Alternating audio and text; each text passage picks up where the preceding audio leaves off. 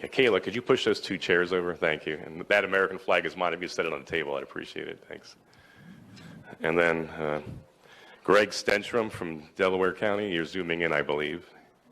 Oh, he's here? Yeah, of course, I met you. Come on over, brother. We're going to swear me.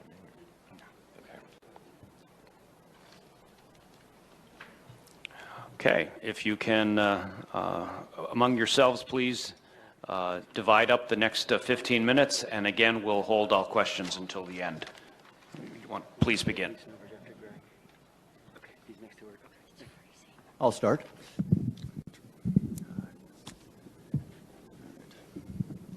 Thank you, Senators and Representatives, for inviting me to this important hearing. My name is Justin C. Kweder, Kweder. I am a resident and registered voter in the City and County of Philadelphia. I'm an attorney. I am barred here in the Commonwealth. I am a volunteer certified GOP canvass observer. I was present at the Philadelphia Convention Center during the pre-canvass, canvass processing, and counting of the ballots cast in this year's general election. I was first present as an observer at the Convention Center and at the count on Election Day. I returned as a volunteer observer to watch the process every day for the next 10 days. I'd approximate I was there for about 85 hours over those 10 days. Part of the reason that I kept going back was so that I could authoritatively speak about what I saw. And again, thank you for letting me be here. Because what I saw was problematic, to say the least. I can tell you that I am an eyewitness to many issues and irregularities that were observed in Philadelphia with the processing and counting of the vote. I was a witness to too many issues and irregularities to cover in a brief opening statement. And as such, I will now focus on just 2 issues that I did personally observe. First, the Philadelphia Board of Elections processed hundreds of thousands of mail-in ballots with 0 civilian oversight or observation. The mail-in ballots were handled, processed, opened, and counted in Hall F of the Convention Center. Hall F is a vast room, approximately 350 feet by 350 feet. That's about 120,000 square feet. The Board of Elections erected a fence approximately 50 feet into the hall that ran the length of the room. All observers were corralled behind the fence. More than 100 board workers processed and opened mail-in ballots on the other side of the fence. These masked workers were arranged throughout the 120,000 square feet at a distance from the observers of about 10 feet to more than 200 feet away from us. Unlike what some may have reported in the media, the vast majority, and I'd estimate at least 96% of the board workers were processing mail-in ballots 15 to 200 plus feet from us. Due to the distance of the workers from the erected fences, it was impossible for me or any observer to see what the workers were doing with any type of specificity. The observers were not able to challenge any decision or determination being made about the processing of these mail-in ballots. No civilian oversight over hundreds of thousands of mail-in ballots, 0 opportunity for observers to observe, challenge, or inspect the mail-ins being opened. I find this to be an issue and to be irregular. Move on to the second point, the pink highlighted duplicate ballots, which I haven't heard about, at least not in the media. As the weeks progressed, the observers were informed that the board was going to be duplicating damaged mail-in ballots that could not be read by the scanners. I was told that there were more than 5,000 of these damaged ballots. I was also told that the actual number was unknown and could be much higher. The process for duplicating these ballots was for 2 workers to work as a pair. One worker reading out loud what was marked on the original damaged ballot, and the second worker using a pink highlighter to mark the choice on the duplicate ballot. The board's plan then was to run the pink highlighted ballots through the scanners where they would be counted as votes. The board workers did this pink highlighter duplication work over the course of a couple days until thousands of ballots were duplicated with these pink highlighters. On Thursday, November 12th, the observers were informed that the pink highlighter could not be read by the scanners. They all had to be done again. All of the duplicated mail-in ballots had to be fixed. And the Philadelphia Board of Elections' solution to this problem was to give the workers who were working alone, individually, stacks of hundreds of what amounted to blank mail-in ballots. And the workers, individually, were to fill in the correct highlighted ovals with dark pen. No observation. They were marking thousands of blank mail-in ballots. The workers did this double recreation work for hours before the observers realized what was going on, because we weren't told what was going on. Only when the observers confronted the deputy commissioner about this irregularity was a system set up where the workers would show the observers each double recreated mail-in ballot by flashing it at them for a second from a distance of 6 to 20 feet away, for as good as that was. Thousands of mail-in ballots were ultimately counted in this way. Again, I find this to be an issue and to be irregular. As Senator Mastriano recently said, elections are a fundamental principle of our democracy. Unfortunately, Pennsylvanians have lost faith in the electoral system, end quote. And let me add a quote that Philadelphia City Commissioner of Elections Al Schmidt just made when he said about these recent elections in Philadelphia that these were the most secure and transparent elections in Philadelphia's history, end quote. Now, I wasn't around for every election in Philadelphia's history, but I can tell you as an eyewitness, for 10 days, for more than 80 hours, what I saw was not a secure and transparent election. There are major concerns about the legitimacy of hundreds of thousands of ballots that were counted in Philadelphia. A secure and transparent election. There are major concerns about the legitimacy of hundreds of thousands of ballots that were counted in Philadelphia.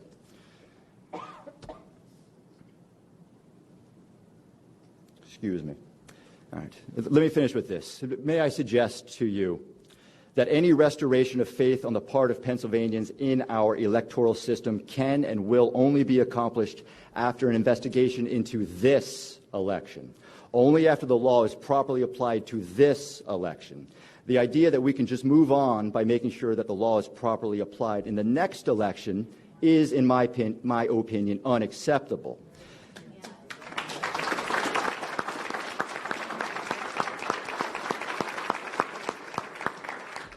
The issues, irregularities, and illegitimacy of what I saw leads me to conclude that the laws of the Commonwealth and of the United States were not being followed in Philadelphia when hundreds of thousands of ballots were counted in this year's general election. Action must be taken now to maintain our free and fair elections and to preserve and protect our elections' integrity.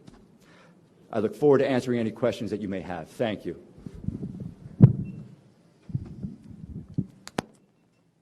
Good afternoon. My name is Kim Peterson, and I appreciate that I'm here today. Thank you all for having me here today. I'm from Pittsburgh, Pennsylvania, and I am here to tell you what I witnessed as a canvasser where at the warehouse where they open the mail-in ballots and separate them from the envelopes, as we had been discussing. As the afternoon of Election Day, I went to the down to the warehouse to be a canvasser, as a Republican representative, to be able to watch them open the mail-in ballots. And as the gentleman, Justin, just described, as I was led back to the area where we were able to view them opening the mail-in ballots, we were kept in a corral that was at least 15 to 20 feet from any of the representatives, and that was the closest people opening the ballots. There were people that were 50, 100 feet from us. The closest that was 20 feet about, and you could not see at all the envelope, the ballot itself, where they were stacking them, anything that was required that we were able to see. There were also monitors up around the area. The monitors were pathetic, to be honest. They were fuzzy, looked like they were using old technology as far as, we have the most clearest televisions created, in the world now, and these were, probably from the 60s. You're looking at all of these multiple cameras, screenshots put together of people opening ballots, but you could not even see at all or witness anything if anything was any misdoing or anything going wrong. It was very discouraging on my part. I was very much looking forward to being a part of that day and representing myself and Pennsylvanians in a fair election. And I was, I guess, discouraged about it. I love this country and I love Pennsylvania. I was not born and raised in Pennsylvania, but I have been here for 30 years. And it is very important to me that this election be fair. And thank you again for having me.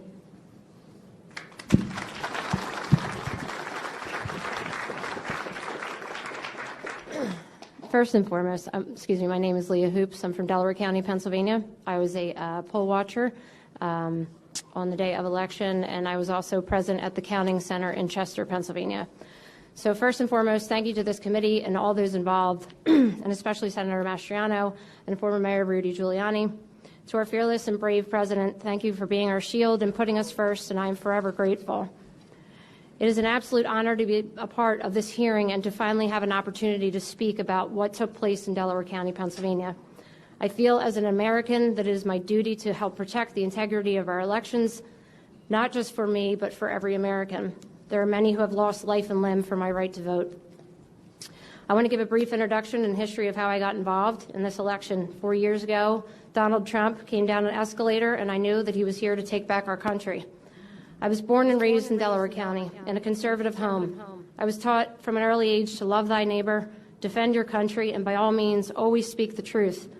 I took those values throughout my life and applied them in every avenue possible, which brings me up to the present. And about 18 months ago, I became a volunteer and assisted with a campaign for a magisterial judge. In that process, I was approached by my current chairman and became an appointed committeewoman for the Bethel Township Republican Party. In conjunction with my committee position, I also started volunteering for the Trump campaign, registering voters, and assisting with events.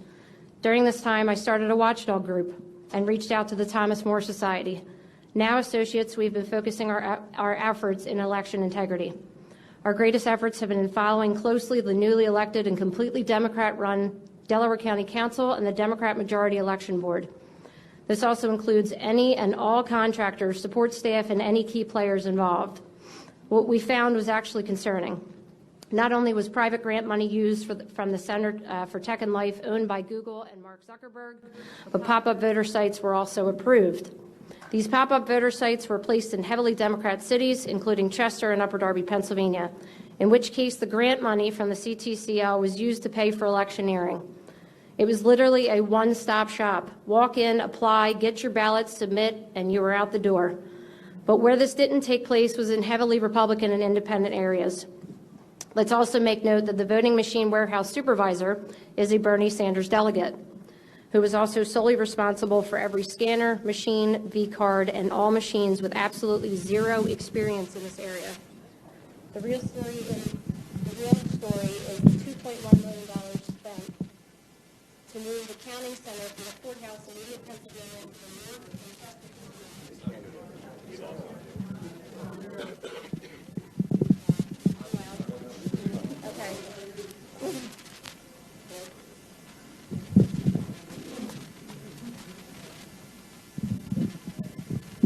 Okay. Okay, sorry. Sorry, I forgot where I was. Okay, so the real story is the $2.1 million spent to move the counting center from the courthouse in Media, Pennsylvania, which has been something that has been done for decades, to the wharf in Chester, Pennsylvania. Let me explain to you the layout of the counting center. It is in the middle of a huge parking lot, which sits back on Seaport Drive next to loading docks. It has multi-million-dollar connections to the company Power HRG and Subaru Park Soccer Stadium. The counting center was on the first floor, in which there were multiple places to bring in ballots in and out of, elevators and many rooms in which workers had access. I was there for 3 straight days.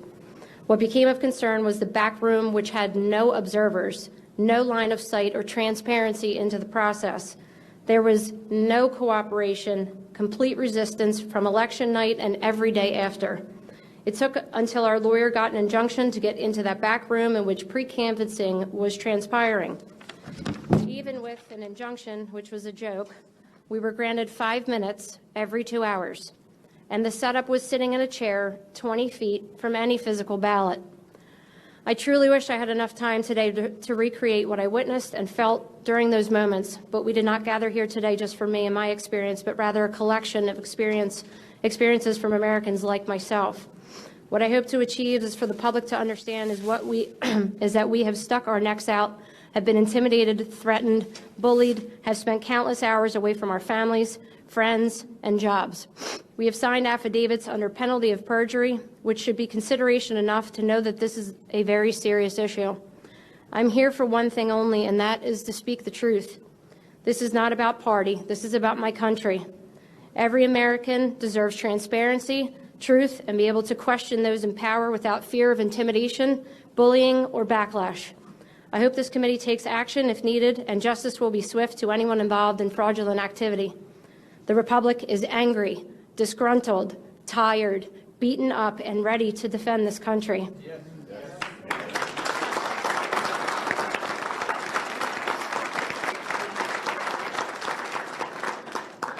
Thank you. Without election integrity, we are just another banana republic. I thank you again for your time, efforts, and service, and it is an honor to be here and to be part of a historical moment. Thank you.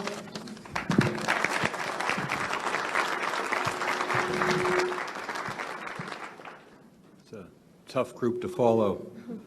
My name is Gregory Stenstrom. I'm from Delaware County. I'm a father, a family man. I was a former commanding officer and executive officer in the Navy. I'm a veteran of foreign wars. I'm a CEO of my own private company. I'm a data scientist. I'm a forensic computer scientist. I'm an expert in security and fraud. Leah had recruited me for this election, and I was glad. Thank you for that. So for the first part of the day, I was a poll watcher in the city of Chester, and I was with just another former U.S. Marine officer, and the two of us were the only GOP poll watchers in the city of Chester, which is about 40,000 people. Because of the consolidation for COVID, there were 7 polls that we were allowed to, that we were able to make it to in 22 precincts. What we saw out there was pretty orderly. And exciting. People were excited to vote. One of the things we saw out in the field was that people, quite a few people had done mail-in ballots. So they came in and they hadn't been updated in the Delaware County database yet. So they would come in and say, the database is not showing me on the database, I'd like to vote. So the process, one of the processes was to give them a provisional ballot. And then they would vote provisionally, and then later on their vote would be sorted out. That didn't happen. I observed, and the gentleman that was with me observed 7 different polls where the people were given a regular ballot. So they cast a vote and put it in. We let it happen a few times. We didn't jump all over them. It happened a couple of times. We went up. In all cases, the election judges were very forthcoming. Very polite. They apologized and they said they couldn't do it. But that somewhat spurred me to go down to the counting center, which Leah described. It's on the Seaport Ave. It's a remote building, not much around it. And I wanted to take a look. All day long I had been told that there were 10 to 20 GOP poll watchers down there and that everything was well in hand. And out of curiosity, I decided to go down. I arrived at 6 o'clock. With 4 other gentlemen, again, former military and some good citizens from Delaware County. And we weren't allowed to get in until 11 o'clock at night, and we had to get some legal help to get us in. So it took us 5 hours to get upstairs. After that, what we saw here is, what I saw is I really think the crux of this in Delaware County is as an expert in this, I think it's impossible to verify the validity of about 100,000 to 120,000 votes. Now, Delaware County's got 425,000 registered voters. Approximately 300,000 of them voted. I don't know what the exact number ended up.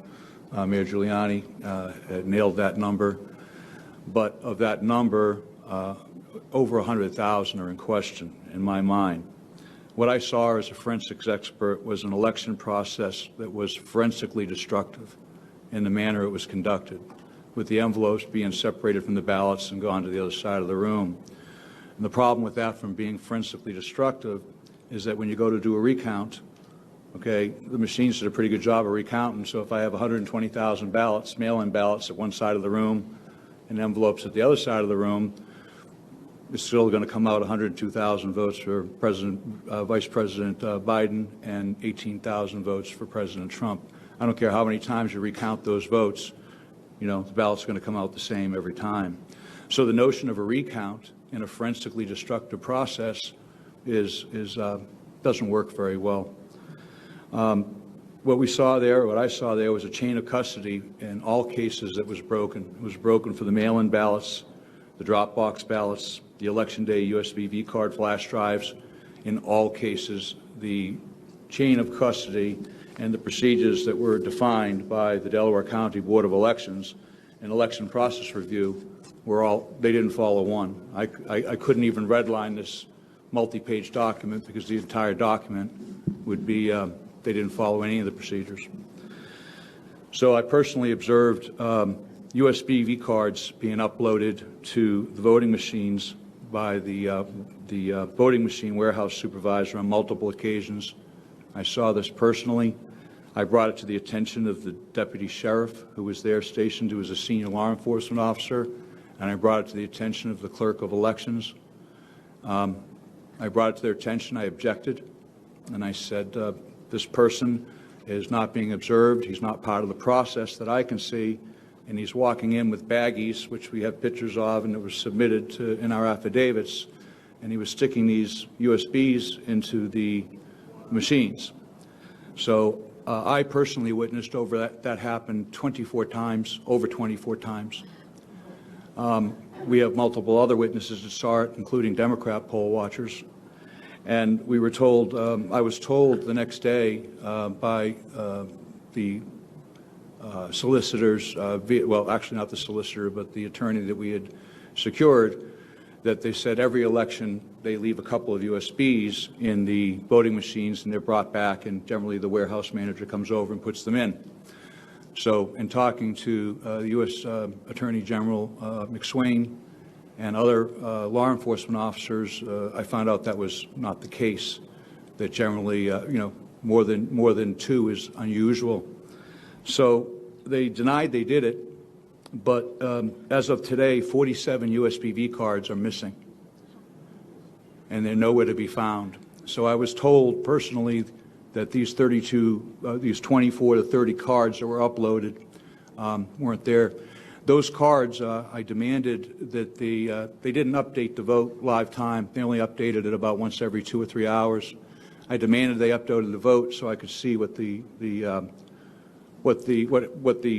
result was, and it was 50,000 votes.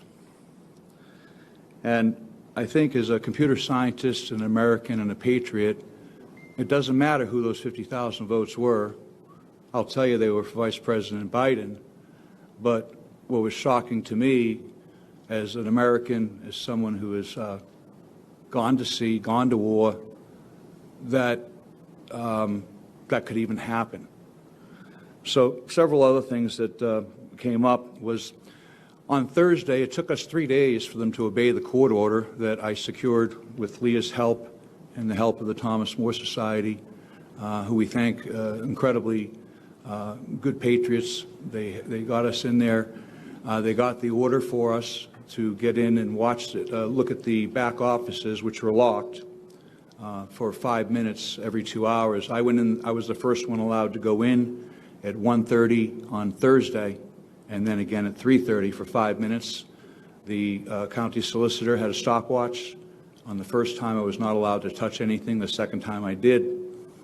What I observed in the locked room in the back office was 70,000 unopened mail-in ballots. They were in boxes of 500, stacked in neatly. The gentleman that came in with me was a Democrat poll watcher, is a forensic pathologist, a very detailed, very dedicated man, and he took meticulous notes as well. And I verified with him Are you seeing what I'm seeing? We both agreed as GOP poll watchers and a Democrat poll watcher that we had witnessed 60 to 70,000. We had a little bit of a disagreement there. The problem with that was by that time, the mail-in ballots had already been counted. So 120,000 mail-in ballots had already been counted, posted, and done.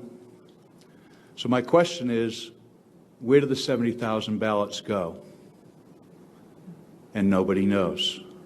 We have a picture in here of a large number of boxes that I took that were filled with what appeared to be ballots sitting by the Blue Crest machine. They were there for about 3 hours, and then they disappeared.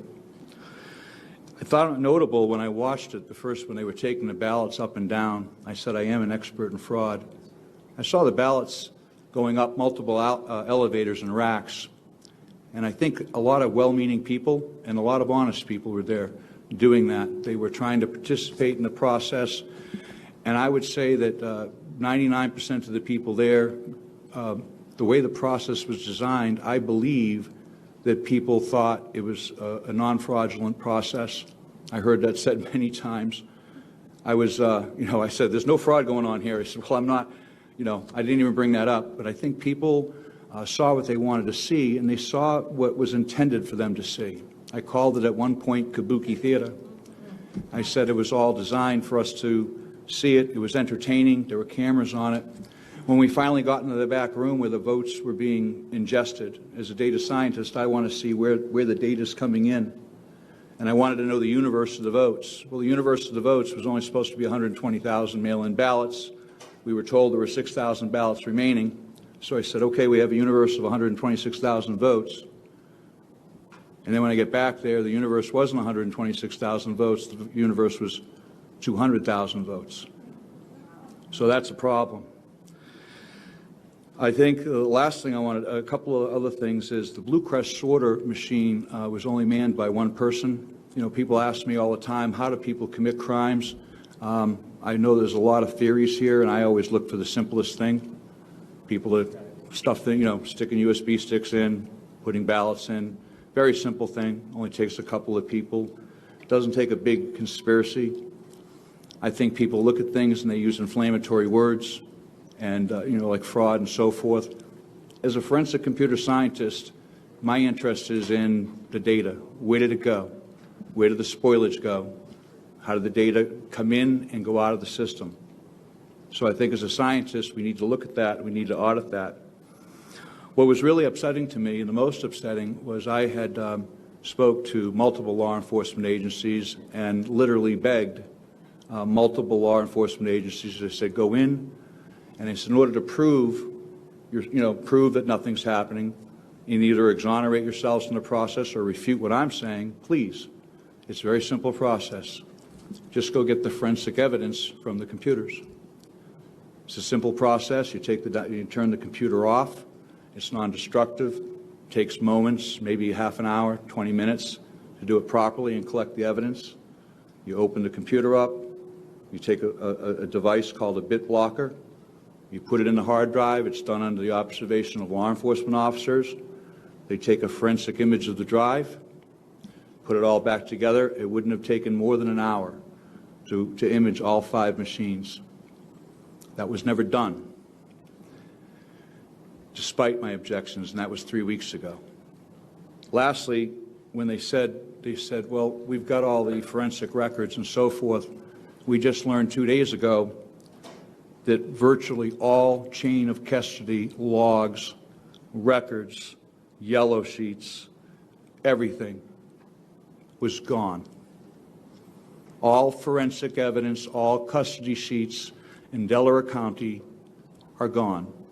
They had a signing party where they sat down, and poll workers were invited back to recreate those logs, and our understanding as of today was that they were unsuccessful in getting them all. So we have a situation where we have 100,000 ballots to 120,000 ballots, both mail-in and USB, that are in question. Now, there's no cure for this. There's no remedy for this. As a home charter, we could have a re-election in Delaware County for our own representatives. within our own town, but there is no cure for that for the President of the United States. And I don't believe as a citizen and an observer to this that anybody could certify that vote in any good conscience. And if the Democrats that were part of this process, had done things, followed their own procedures, which they created almost unilaterally, we would be in a situation where they could exonerate themselves and they could say, Mr. Stenstrom, you've been misinformed. We have evidence here that refutes what you say. But that's not the case. They can't do that. So I say if you can't certify that vote, and you can't certify 100,000 votes out of 300,000, then you can't certify Delaware County. And I'm done, and thank you for your time and patience.